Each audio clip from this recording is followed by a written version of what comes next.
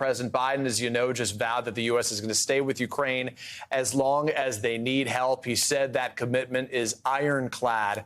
How critical is this moment for the U.S. to shore up international support for Ukraine's counteroffensive? Great to be with you, Peter. You know, I've been here at the UN now for about a day and a half, and the global support for Ukraine is profound.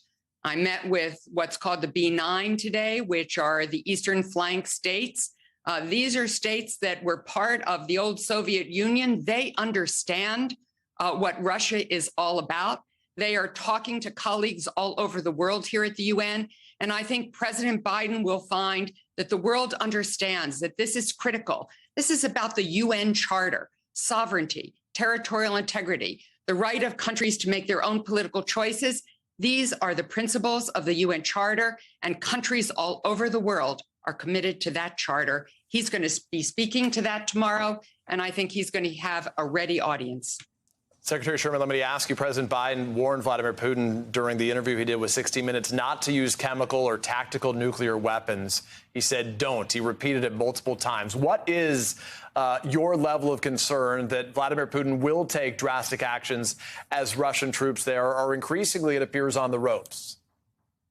Well, I agree with you that Russian troops appear on the ropes. We see Putin talking about mobilizing more people in his country.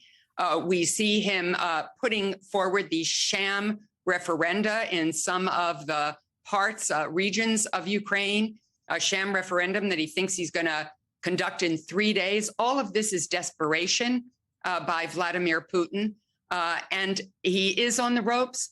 It, of course, increases our concern that he will use kinds of weapons of war that he should not. He's already weaponized food. He's already weaponized energy. People all over the world are suffering from Putin's war. And so I think we should be concerned, but hopefully he understands what the president just conveyed. Don't.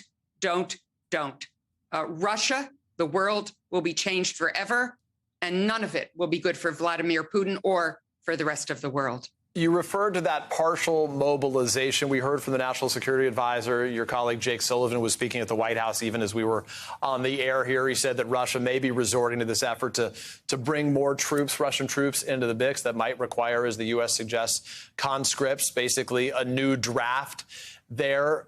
Talk about why that is so significant right now, the potential that Russia may try to fuel its fight with more individuals, which, again, you know, the U.S. has spent billions of dollars already. This does have the potential to extend what is already just a dramatic and awful war. It does have the potential to extend, but it also is going to send a signal to the people in Russia that their leader is desperate, that he needs to draft people, that he has to bring in conscript.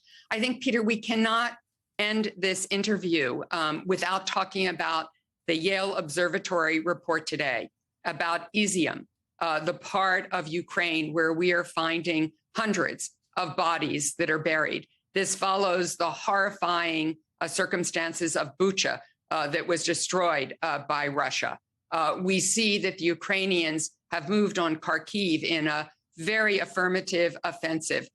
So everyone wants to get to peace. Everyone does not want this war to go on. The people of Ukraine, most of all, but they also believe that they must defend their country, their democracy, and the values that we all hold dear. And as we speak about Russia, and thank you for raising that, Russia has yet to offer a serious counterproposal, according to multiple officials, to the U.S.'s proposed prisoner exchange for Paul Whelan and Brittany Griner, the WNBA star. So then how does the U.S. get these Americans back? Sergei Lavrov will be there. Is this likely to be discussed on the sidelines in New York? Well, look, the United States has put a really good proposal on the table to bring home Brittany Griner and Paul Whelan. Each one of these situations is quite difficult. You've just seen that Mark Frerichs has returned from Afghanistan. Right. We work on these cases day and night because our first priority is protecting American citizens at home and abroad. Let me ask you, if I can, about some of the news the president made on the issue of Taiwan. He said in the interview that China is what he said. We know that China is watching the invasion through the prism of Taiwan right now, while the U.S. policy on Taiwan has not changed. This is what President Biden said about Taiwan over the weekend. Would U.S. forces defend the island? Yes, if in fact there was an unprecedented attack. So unlike Ukraine, to be clear, sir, U.S. forces, U.S. men and women would defend Taiwan in the event of a Chinese invasion? Yes. So this isn't a one-off. As you know well, the White House has walked back in the past the president's comments on a series of occasions on Taiwan and the potential future U.S. involvement. What signal does that send to the rest of the world that's watching? Well, let us be really clear. Our policy has not changed. The president is responding to hypotheticals. Our policy remains exactly what it has always been. Our one China policy remains as it has been. Let me ask about one other issue, the policy as it relates to Iran right now. You've said that we're in a stalemate over nuclear talks. Any potential for a direct meeting between the U.S. and Iran on the sidelines of UNGA this week, the UN General Assembly? I don't expect that at all, Peter. But let me be clear.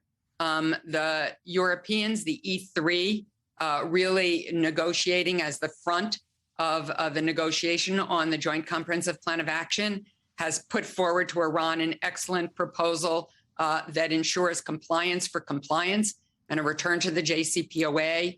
Now things are in Iran's court. They need to make a decision about whether this is in their interest. I believe that it is. I believe that the president of the United States is committed to ensuring that Iran never gets a nuclear weapon. The JCPOA is a critical step in that regard to ensure that they never do get such a nuclear weapon because they'd be able to project astonishing power into the Middle East and around the rest of the world. So I hope Iran understands that this is really important for them, for us, for the world.